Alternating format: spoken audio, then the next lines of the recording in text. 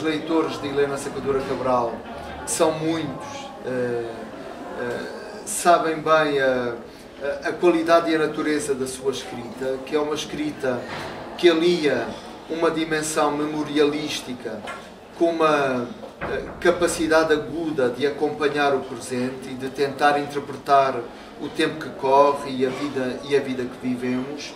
E isso faz de Helena Sacadura Cabral para muitos e muitas uma referência muito importante no Portugal contemporâneo, nos seus livros, no seu blog, na presença televisiva que manteve durante anos, na forma como ocupa o espaço público português.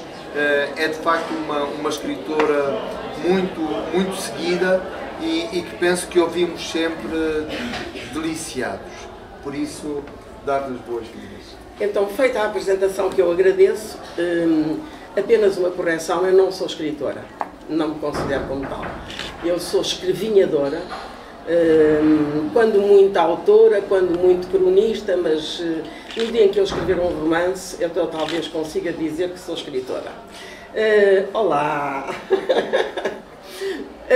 Eu hesitei, quando o Padre Tolentino me fez este convite, eu hesitei entre ler um short story ou ler dois textos pequenos que talvez dissessem um pouco sobre mim melhor do que uma história. E a história até tinha piada, as histórias, algumas são histórias vividas, portanto optei por dois textos pequenos que dão um pouco daquilo que eu sou.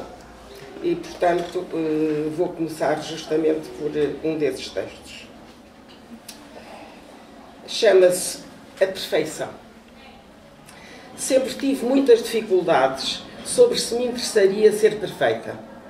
Claro que a pergunta é de fácil resposta quando o objetivo é inalcançável.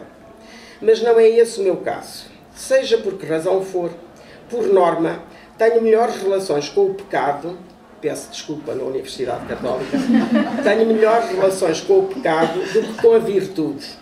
Se é que a questão se pode pôr, reduzir a estas duas palavras, cujo sentido religioso não é aqui o que me interessa.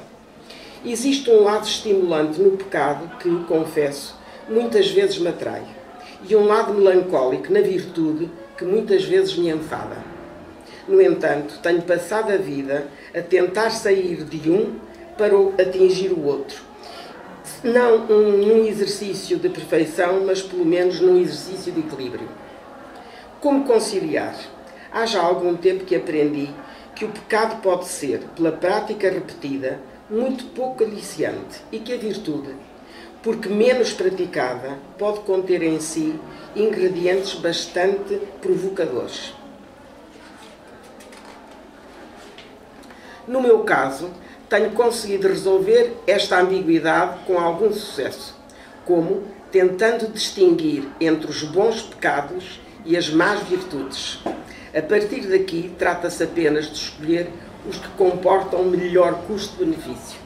Vejamos um exemplo. Sou por natureza notívaga.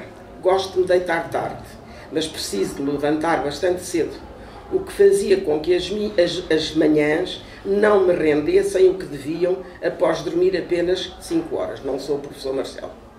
Passei então a dividir a semana em 2 blocos e a alternar as noites em que me deitava tarde com aquelas que me forçava a deitar cedo. E a prática, depois de algum tempo, resultou. Não passei a ser uma mulher perfeita, mas passei a utilizar a solução para mim mais adequada. Esta foi a economista que falou. Estes 2 textos são do meu último livro. Vou ler agora um do antepenúltimo,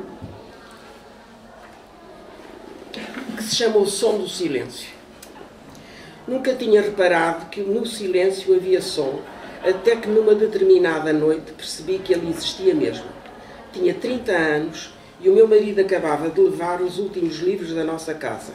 Tudo o resto já saíra. Para lhe dar inteira liberdade, jantei fora com uma amiga e depois fomos ao cinema, como se a vida prosseguisse sem qualquer alteração. Era assim que eu havia desejado que fosse. Retornei ao lar. Lar não sei porque deixara afinal de o ser. Ou antes, a minha casa, cerca da 1h30 da manhã. Enquanto o elevador subia, senti que aquela seria a primeira de muitas noites dos anos que se iriam seguir e que era fundamental que não chorasse, que me não sentisse impotente para o que o futuro me reservava.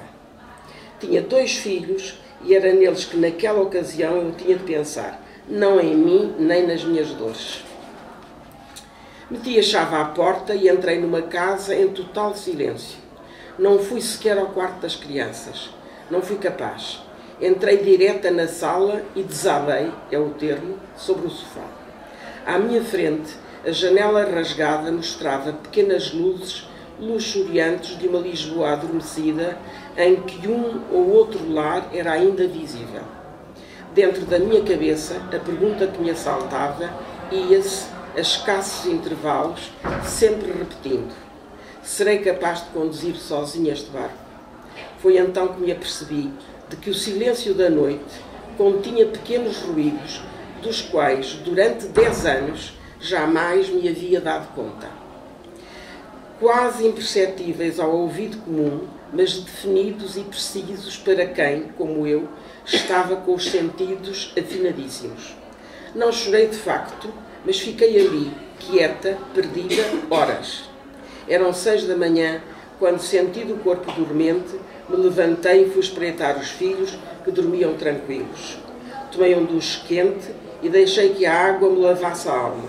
Passaram quase 50 anos e eu nunca mais esqueci o som do silêncio, em especial daquele que veio, talvez, quem sabe, de dentro de mim.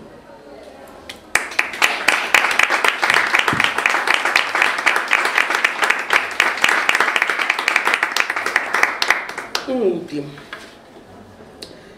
Chama-se um insondável mistério. É a vida. Esta deve ser a frase que mais se usa para explicar o que, de antemão, sabemos ser inexplicável. Esta é também a expressão que mais se ouve nos lares, onde por vezes temos os nossos familiares mais velhos, como diz José Ricardo Costa num texto da sua autoria que esteve na base deste meu.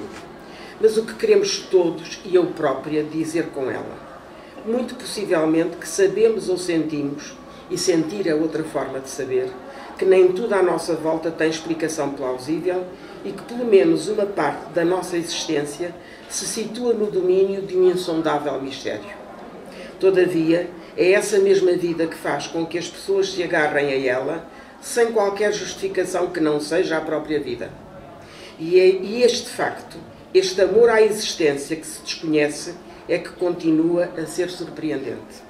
É claro que há pessoas que se suicidam, atentando assim contra o que os outros consideram ser o seu bem mais precioso.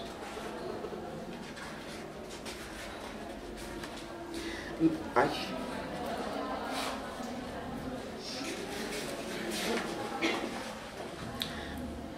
Não, ó meu Deus. Salto. Está aqui. Mas esses casos são, por norma, os do suicídio, olhados como fazendo parte do domínio das patologias.